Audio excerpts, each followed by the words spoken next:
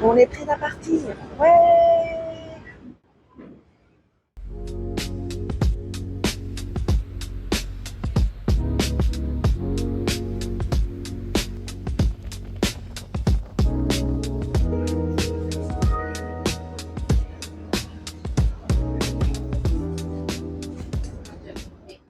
On attend notre prochain départ. Ce qui est bien, c'est que quand on atteint notre première destination, la première île, il y a pas mal de gens qui y descendent. Comme ça, il y a plus d'espace dans le bateau, plus de calme, et on peut en profiter pour se déplacer, aller trouver un lieu pour dormir peut-être. Là, en ce moment, je commence à me sentir assez fatiguée. Déjà, j'ai pas dormi. J'ai du mal à dormir quand le lendemain je voyage. Dites-moi, est-ce que ça vous arrive?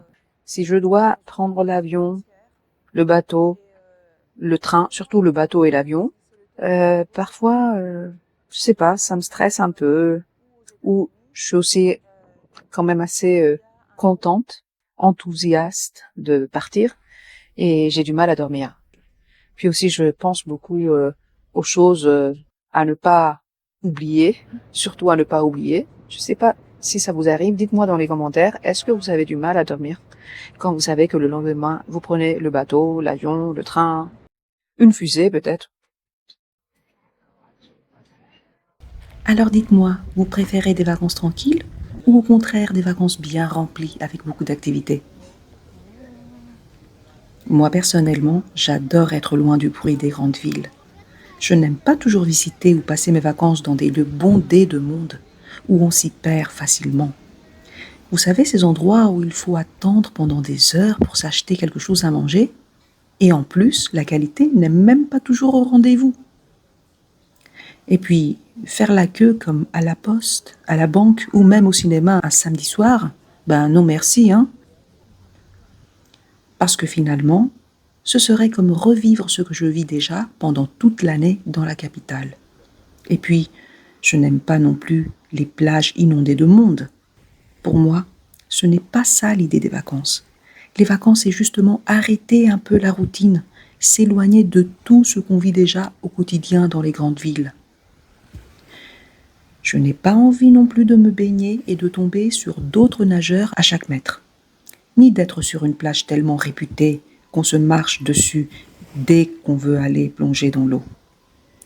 Je dois aussi avouer que je n'aime pas entreprendre des activités sportives extrêmes.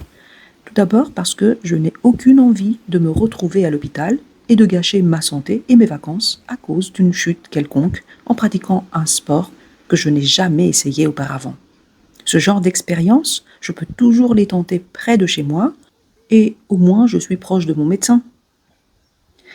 Et puis, soyons honnêtes, hein, voyager ou partir en vacances comporte déjà certains risques, même si on a l'habitude de le faire et que c'est devenu une pratique courante. Alors, à mes yeux, ce n'est pas très sage d'en rajouter avec des activités extrêmes. Mais attention, ça ne veut pas dire quand même que je n'aime rien découvrir. Bien au contraire.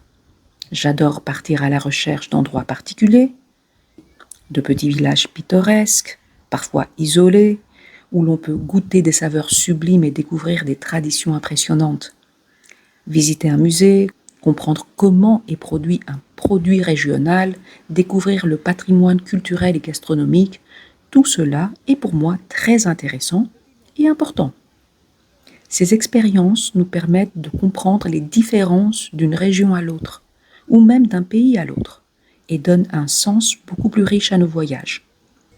Ce sont exactement ces expériences simples mais authentiques, entre calme et découverte, qui donnent pour moi tout leur charme aux vacances. Alors, et vous, quel type de vacances vous préférez? Les vacances tranquilles ou les vacances pleines de mouvements? Dites-moi dans les commentaires. À bientôt les amis!